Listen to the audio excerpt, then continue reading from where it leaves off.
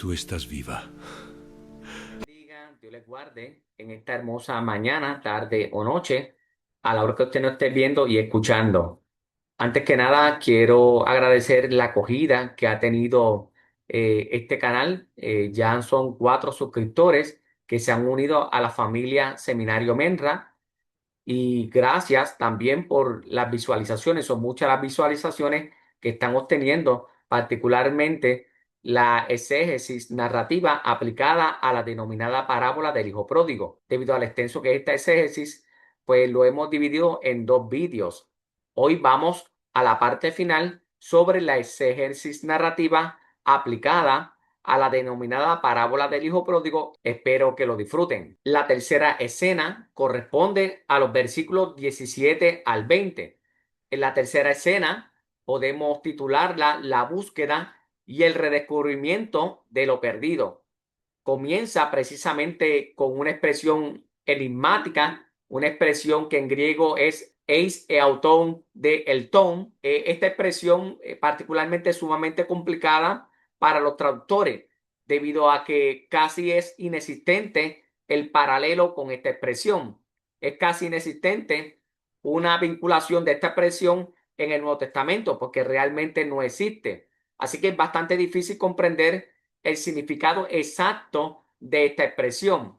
Esta dificultad surge del hecho de que Lucas capítulo 15 versículo 17 es la única vez que aparece en el Nuevo Testamento. No existen paralelos con qué compararla.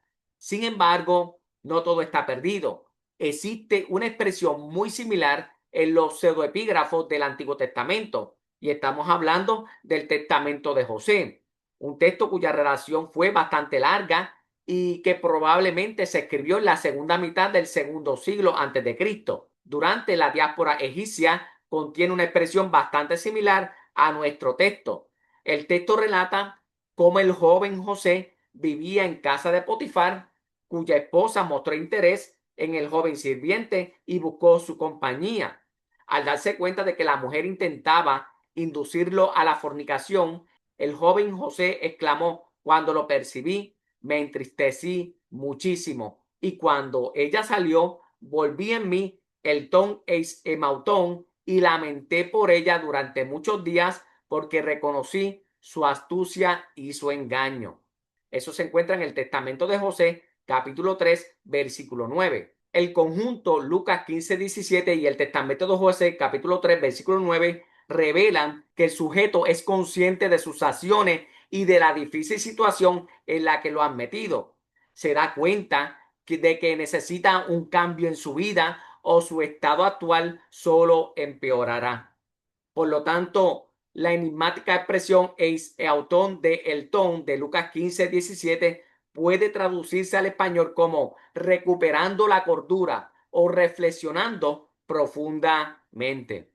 Independientemente de la traducción preferida, a primera vista parece que esta expresión en la parábola del hijo pródigo indica un razonamiento puramente pragmático. Por lo antes expresado, podemos inferir de que no hay ninguna referencia al arrepentimiento en esta etapa. Parece que la comida y la abundancia en la casa del Padre, y no los pecados cometidos contra él, fueron los que despertaron su deseo de regresar a la casa paterna. Y esto contrario a la tradición que se ha hecho en los padres de la iglesia, a la interpretación que se ha hecho en la cultura occidental, que piensan que este monólogo interior de este hijo pródigo realmente comprende un verdadero arrepentimiento. La realidad es que no. Realmente fue la abundancia del pan y la situación cómoda de la abundancia del pan en casa de su padre fue lo que motivó y lo que lo hizo reflexionar sobre el retorno a su casa paterna. Es decir, no había un arrepentimiento genuino. En cualquier caso, el soliloquio del hijo se puede dividir en 3 partes. La primera se refiere a su recuerdo de la situación en la casa del padre. Posoi mistoi tu patros mu perisontai artom. El presente indicativo perisontai, en lugar de una forma pasada, agrega vivacidad a sus palabras y recuerdan el riesgo de la situación que había visto y experimentado durante todo el tiempo que vivió con su padre. Era una situación de abundancia, era una situación donde había precisamente, vale la redundancia, abundancia de pan. Ahora la segunda parte se refiere a su condición actual. Ahora la segunda parte se refiere a su condición actual, una situación de degradación moral, espiritual, psicológica, una degradación religiosa, una degradación económica, una extrema necesidad. Y esto se ve reflejado en la expresión griega ego de limón o de apolumai del versículo 17c. Interesantemente, el contraste narrativo entre posoi, mistioi y ego, así como entre tu, patros, mu y ode, destaca el bienestar de muchos sirvientes en la casa del Padre y su propia situación actual en la que el hijo pródigo ahora mismo se encuentra. El contraste existente se ve además subrayado por la conjunción de, que sirve aquí narrativamente como marcador de contraste. Hay ciertamente un contraste sobre el pasado del hijo menor allá en la casa del padre, donde hay abundancia, en contraposición a su situación actual de degradación, de pobreza, de extrema necesidad. Por último, la tercera parte del soliloquio se refiere a sus acciones futuras. Anasta prosomai proston patera mukai ero auto pater emarton eistun oranon kai enopion su uketi emi asios kletenai uio su poieson me os eva tom mistion su. Me levantaré, que comprende los versículos 18 al 19. Me levantaré e iré a mi padre y le diré: Padre, he pecado contra el cielo y ante ti. Ya no soy digno de ser llamado hijo tuyo. Hazme como uno de tus jornaleros. Obsérvese que el futuro de indicativo perusomai y ero verbalizan la decisión que tomó tras recobrar la cordura y reflexionar sobre sus circunstancias actuales. El contenido del discurso o el soliloquio o el monólogo interior que se dispone a pronunciar ante su padre: Padre, he pecado contra el cielo y contra ti, revela que comprendía su propia maldad. Interesantemente, aunque el hijo menor recobre la cordura, quizás no haya estado dictada por una sincera contrición o un sincero arrepentimiento, como ya indicamos, sino más bien fue la hambre, la hambruna, que provocó este razonamiento puramente pragmático, que lo llevó finalmente a una reflexión mucho más profunda de su situación actual. Así que el hijo menor se dio cuenta de que había pecado y no era digno de ser llamado hijo de su padre. Perdió este privilegio al dejar su casa paterna.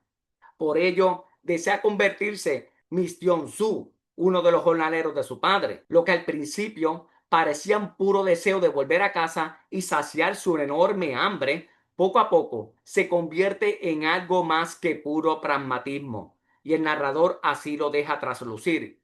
El hijo perdido decide regresar a casa y pedir perdón a su padre.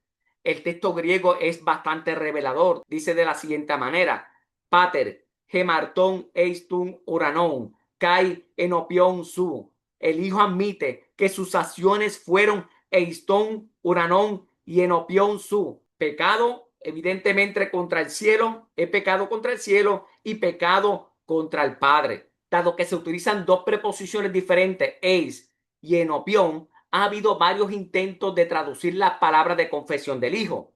Es posible traducir esta expresión como he pecado hasta el cielo contra ti o he pecado contra el cielo delante de ti. Aunque ambas traducciones pueden resultar quizás correctas y subrayan las diferentes preposiciones utilizadas en el texto, no se debe destacar la posibilidad de que la diferencia no sea más que un simple ajuste estilístico por parte de Lucas. Es decir, puede ser un giro estilístico relacional del propio Lucas. De hecho, existe una variación similar en la Septuaginta. En el texto del libro del Éxodo, el faraón admite ante Moisés y Aarón: he pecado contra el Señor vuestro Dios y contra vosotros. Éxodo capítulo 10, versículo 16. Por lo tanto, el uso de dos preposiciones diferentes podría ser simplemente una prueba de que Lucas quería imitar precisamente el estilo y los giros lingüísticos de la Septuaginta. Y eso es un dato que hay que tomar en consideración. Así la expresión se considera un solo acto, pues un solo acto puede herir a los humanos y al mismo tiempo herir a Dios. Tengámoslos siempre presente. Al decir esto, el hijo se da cuenta de que por sus propias acciones y por voluntad propia ha alterado el orden establecido por Dios, porque precisamente el pecar contra el cielo y pecar contra el Padre es alterar el orden establecido por Dios. El pecar contra el Padre fue alterar precisamente el orden establecido por Dios. Al mismo tiempo, no mostró respeto a su Padre. El verbo amartanó no implica necesariamente arrepentimiento, como ya indicamos, pues su significado básico, seguido a menudo de un objeto, es errar o hacer el mal. En la Septuaginta, este verbo también adquirió un significado evidentemente religioso, porque significa, incluso en la tradición hebrea, el verbo que se utiliza es hatá, errar el blanco, que la metáfora que se esconde o subyace a este concepto es precisamente la imagen de un arquero que apunta en una dirección y la flecha se desvía de su blanco. De ahí entonces el concepto de errar el blanco. Por lo tanto, el hijo menor erró el blanco y se desvió del camino. Por lo tanto, el discurso, el uso del verbo emartón, el labio del hijo menor, implica que también reconoce que sus acciones trastornaron el orden establecido en el cielo. Ojo con eso, el pecado contra el ser humano trastoca y altera el orden establecido por Dios, cuanto más el pecado contra el Padre. Además, el hijo menor admite que su mala acción perturbó su relación con el Padre, aunque se dirige al padre, pater, tal como lo hizo en el versículo 12, recordemos ese detalle, al exigir su parte de la herencia, no espera ser reintegrado a la familia, solo pide ser admitido como uno de los jornaleros. La escena termina con una breve declaración del narrador omnisciente.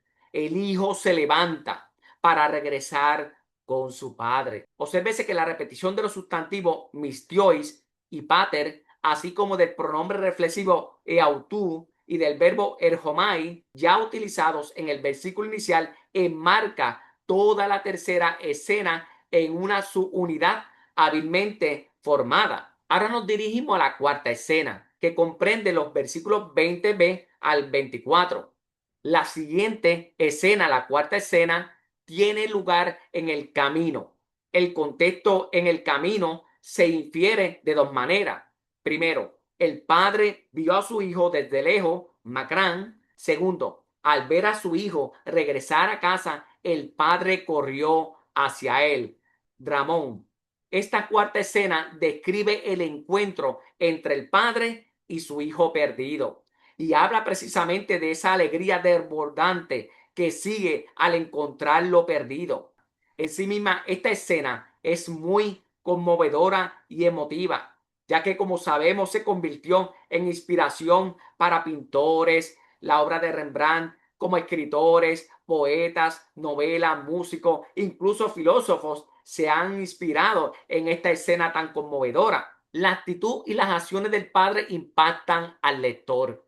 Según el narrador omnisciente, el padre vio a su hijo de lejos y sintió compasión al verlo. Autú, Macrán, apesontos, eiden auton o pater, autú kai esplasniceste. Obsérvese, interesantemente, al leer estas palabras se podría suponer que el padre buscaba de forma constante a su hijo y esperaba su regreso a casa. Y aunque esta interpretación es muy tentadora, particularmente en la exégesis occidental, el texto no menciona nada parecido. Sin embargo, el lector puede comprender las lagunas de la narración a imaginar cómo fue posible que el padre lo viera regresar a casa antes de que nadie más lo hubiera visto. Así que el narrador deja esa laguna y no habla detalladamente sobre ese encuentro, sencillamente lo deja precisamente a la imaginación del lector. Aunque no es posible saber cómo supo el padre del regreso de su hijo, es importante señalar que verlo regresar a casa desencadenó sus acciones, de acciones realmente llenas de nostalgia, de un amor visceral. A nivel narrativo, el autor así lo demuestra mediante el verbo esplanniceste. A nivel narrativo, el autor lo demuestra mediante el verbo esplaniste, que es precisamente la tercera persona del singular del auristo de indicativo pasivo del verbo griego esplanizomai, que significa literalmente se compadeció, significa sintió compasión, que denota una emoción profunda, que denota una emoción visceral. Interesantemente, esta expresión griega posiblemente está vinculada al término raúm, que raúm significa literalmente víscera materna o útero, aunque tiene forma pasiva, se traduce activamente y se asocia a menudo con la compasión divina. Por eso que muchos autores y exégetas, muy bien, vinculan esplanizomai con raúm, que significa útero materno. Y con esta expresión realmente lo que quiere decir que este padre siente al ver a su hijo como cuando una madre pierde a su hijo y de momento lo encuentra vivo y salvo, siente que el útero le brinca, le salta con un amor visceral. Este padre ama efectivamente como una madre. Así que en nuestra parábola, precisamente narrativamente, el padre, en la figura del padre, se esconde el amor materno divino. Y esto es altamente revolucionador. Así que el padre se conmovió profundamente al ver a su hijo. Su profunda emoción explica sus acciones. El padre se arrojó sobre el cuello de su hijo y lo besó de forma efusiva. Aquí viene la otra sorpresa de toda la narración. La descripción precisamente detallada narrativamente de la bienvenida al hijo que regresa contrasta claramente con la partida del hijo rebelde. Al comienzo del pasaje, recordemos el versículo 13, el hijo, habiendo obtenido lo que esperaba, no perdió tiempo, reunió todas sus pertenencias, posiblemente las vendió y partió tan pronto como le fue posible. Por lo tanto, la descripción de su partida fue bastante, diríamos, lacónica y concisa. Ahora hay un contraste, un marcador narrativo de contraste evidente, pues el narrador omnisciente va mucho más allá y describe el regreso del hijo perdido con muchos detalles, con detalles desbordantes que deja al lector sorprendido. Cabe destacar que las acciones del padre ocurren incluso antes de que su hijo tenga la oportunidad de abrir la boca y verbalizar el discurso que había ensayado con tanto esmero. Parece que al padre no le importan los discursos religiosos y los discursos fabricados. Él lo que le importa es encontrar lo que se había perdido sano y salvo. Lo único que le importa es el bienestar de su propio hijo. Así nos dice Jesús, así precisamente es Dios. Tras describir el encuentro entre el padre y el hijo, el narrador omnisciente se retira y obliga a los personajes a hablar ahora en primera persona. Al principio, el hijo toma la palabra y confiesa su pecado, tal como lo había ensayado, que comprende los versículos 16 al 20. La única diferencia entre lo que practicaba antes y lo que cuenta ahora es la omisión de la solicitud de ser uno de los jornaleros. Ni el hijo menor ni el narrador omnisciente justifican esta omisión. Y es en vano buscar las verdaderas razones y no le importa al narrador explicar las razones. El texto no ofrece ni siquiera pistas directas, pero el lector podría verse tentado a rellenar los huecos de la narración e imaginar cuáles podrían haber sido estas razones. Pero estos esfuerzos no son más que meras especulaciones y el narrador tampoco ofrece los detalles. Sin embargo, no se puede descartar que la bienvenida, que la cálida bienvenida y las acciones del padre lo hicieron cambiar de discurso, pues vio cuánto lo amaba aún. Fue un amor tan desbordante que el discurso quedó corto y sin terminar. La confesión del hijo va seguida de dos series de imperativos que se combinan mediante la conjunción kai. La primera se refiere a vestir al hijo y reincorporarlo a la casa, mientras que la segunda serie se refiere a preparar el banquete de celebración. Aunque el narrador omnisciente no especifica a quiénes van dirigidos estos imperativos, es admisible asumir que el padre se dirige a sus sirvientes. También, evidentemente, reaparecen en la última escena, en el versículo 26, y uno de ellos informará al hijo mayor del regreso de su hermano. Los sirvientes deben traer la mejor túnica, vestir al hijo, conseguirle precisamente un anillo para el dedo y sandalia para los pies. Luego deben tomar un ternero cebado y sacrificarlo. La serie de imperativos, así como el uso La serie de imperativos, así como el uso de adverbios tajú, indican cierta prisa que sirve para subrayar la urgencia por restablecer al hijo que regresa a su posición anterior dentro de la casa. En este punto de la historia, el narrador omnisciente proporciona por primera vez los motivos que subyacen a las acciones de sus protagonistas. El padre pide a los sirvientes que vistan a su hijo y preparen el banquete, pues aquel que creía muerto ha vuelto a la vida. Estaba perdido y ahora ha sido encontrado. Precisamente este es el leitmotiv de las tres parábolas: lo perdido y lo encontrado. La única diferencia es que esta tercera parábola es mucho más dramática, porque ya no se trata de una oveja, no se trata de una moneda, se trata de la corona de la creación que se había perdido y ahora ha sido encontrado. El discurso del Padre ahora concluye la cuarta escena. Ahora vamos a la quinta escena, que comprende los versículos 25 al 32. La quinta escena final, que no tiene paralelo en las dos primeras parábolas anteriores, relatan las objeciones del hijo mayor. Muestra desdén e ira ante la noticia del regreso de su hermano a casa y de que el padre ordenó darle una cálida bienvenida y preparar la mesa para el alegre banquete. El comienzo de la escena lo marca la presencia del hermano mayor, o huíos, auto o presbíteros. Este personaje, el hijo mayor, no es completamente nuevo en la narración, pues ya se le presentó precisamente en el capítulo 15, versículo 11, pero hasta ahora ha estado fuera de la escena narrativa. El narrador omnisciente no proporciona información adicional sobre su paradero desde su primera aparición. Según la narración, el hijo mayor estaba en el campo cuando su hermano regresó a casa.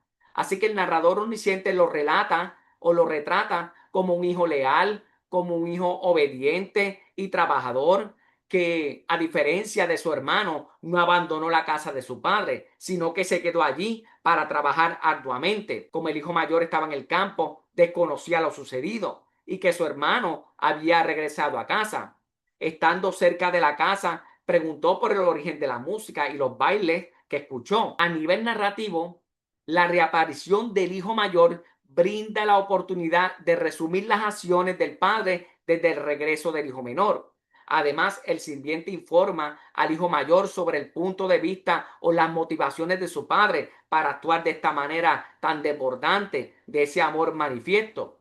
El padre ordenó un banquete porque recuperó a su hijo con buena salud física, sano y salvo. Así que el participio presente, ugiainonta, probablemente se usa aquí en sentido figurado y significa mucho más que solo salud física. El hijo mayor no quiere participar del banquete celebrado en honor a su hermano y se distancia físicamente de la familia. Así que en cierto modo, él mismo abandona a su familia. Aunque no parte a una tierra lejana como lo hizo su hermano antes que él, su ausencia en el banquete familiar lo separa del vínculo familiar del resto de la familia que celebra el regreso de uno de los suyos. En este punto de la narración, el narrador omnisciente hace que el hijo mayor le hable en primera persona a su padre. Cabe destacar que no se dirige a su padre como pater. En cambio, comienza su discurso con un tono que no tiene nada de familiar, un tono, diríamos, amenazante, o un tono quizás diríamos desafiante. La partícula idú, que inicia el discurso del hijo mayor, atrae la atención del lector hacia lo que sigue. Sirve como un llamador de atención o un marcador de fuerte énfasis. Al dirigirse a su padre, el hijo mayor en primer lugar recuerda los años de su fiel servicio. Así que el acusativo de extensión de tiempo, tosauta et, utilizado precisamente aquí, puede traducirse al español como durante tantos años te he servido. Por lo tanto, el hijo mayor subraya un periodo de tiempo largo y duradero. El hijo mayor opina que actuó y se comportó con total servidumbre. Así que el verbo duleo puede incluso indicar algo más que simple labor de supervisión administrativa. De esta forma podemos indicar que el hijo mayor era fiel a los asuntos del padre en el aspecto administrativo, pero servía al padre por servidumbre y no por amor. Y eso lo vemos reflejado aquí en el discurso del hijo mayor. Esto nos presenta un dato muy importante de una clave hermenéutica. Podemos estar perdidos dentro de la misma casa paterna. Podemos estar sirviendo al Padre por intereses equivocados, por exhibicionismo religioso. Y esto precisamente es lo que evidencia el hijo mayor. En segundo lugar, el hijo le recuerda a su padre que nunca desobedeció ni descuidó ninguna de sus órdenes. La expresión eudepote entolé su pareltón utilizada aquí también puede traducirse como nunca ignoré tus órdenes por otros asuntos. Así que el hijo mayor justapone posteriormente su comportamiento a lo largo de los años con el comportamiento pecaminoso y desobediente de su hermano menor. En tercer lugar, el hijo mayor continúa con un discurso y enfatiza, como indica la prolepsis del objeto indirecto emoi, la conducta injusta e inequitativa del padre. Según su testimonio, el padre no es justo, parece favorecer al hijo menor por encima de él. No dar una cabra para festejar con sus amigos sirve como ejemplo del aparente favoritismo. El hijo mayor concluye su discurso recordándole a su padre las acciones pecaminosas de su hermano. Incluso ofrece su propia interpretación de la vida disoluta que llevó su hermano e intensifica la imagen que el lector ya se ha formado de él. Según él, según el hijo mayor, el hijo perdido se apropió de los bienes de su padre con prostitutas. No se dan indicaciones de cómo esos informes de mala conducta o de mala reputación llegaron al hijo mayor, más allá de la veracidad o no de esa imagen. Así que evidentemente estamos hablando de un claro prejuicio contra el hijo menor. Cabe destacar también la forma en que el hijo mayor habla de su propio hermano, en la expresión huios su utus, que puede traducirse como ese hijo tuyo. El pronombre demostrativo se usa de forma peyorativa, pues no es capaz de llamarle hermano. De esta manera, el hijo mayor expresa su total desprecio por las acciones de su hermano. De hecho, ni siquiera, como ya indicamos, puede llamarlo mi hermano y prefiere llamarlo ese hijo tuyo. Al final de la escena, el padre toma la palabra e intenta persuadir a su hijo mayor para que participe en el banquete. El padre se dirige a su hijo mayor con cariño, tenón, hijo mío, y le explica que todo lo que posee le pertenece. El pantote positivo del versículo 32 contrasta con el udopote negativo del versículo 29. Tras explicar que todo pertenece a su hijo, el padre vuelve a justificar la fiesta. La colocación de los infinitos primeros, eufrantenai y jarenai, y luego del verbo edei, refuerzan las palabras del padre. Ahora la parábola termina con la repetición del tema de la alegría desbordante y la recuperación de lo perdido, que es el tema central de nuestra parábola. Por lo tanto, la parábola de Lucas tiene un final abierto al lector, una serie de preguntas que quedan sin respuesta. El lector desconoce si el padre convenció a su hijo mayor para que participara en el banquete. Se pueden imaginar diversos escenarios y finales de esta historia, y el lector puede completar los vacíos de la narración. Dado que muchas de las parábolas de Lucas tienen este final abierto, es posible prever que el autor pretendía tal técnica. Por lo tanto, el lector debe asumir postura que ha de hacer. ¿Ha de imitar el amor desbordante del padre o ha de imitar el rigor legalista no compasivo de un hijo mayor? El lector debe confrontarse con lo que acaba de leer y escuchar. Y es que para Jesús las parábolas no son neutrales. Hay que asumir postura. O somos como el padre amante que es desbordante, que refleja un amor visceral hacia lo perdido, lo abraza, lo besa, lo reincorpora a la familia, o somos religiosos que juzgamos, que laceramos la dignidad del ser humano, que la pisoteamos. La palabra la tiene el lector. Espero que haya disfrutado la parte final de esta exégesis narrativa aplicada a la parábola del hijo pródigo. Ya próximamente vamos a explicar un poquito qué es la exégesis narrativa, pero como modelo exegético, para que usted pueda aplicarlo a otras pericopas o a otros pasajes. Muchas gracias. Si le gustó este video, dale like, compártalo y suscríbase a nuestro canal de Menra. Dios les bendiga hoy y siempre.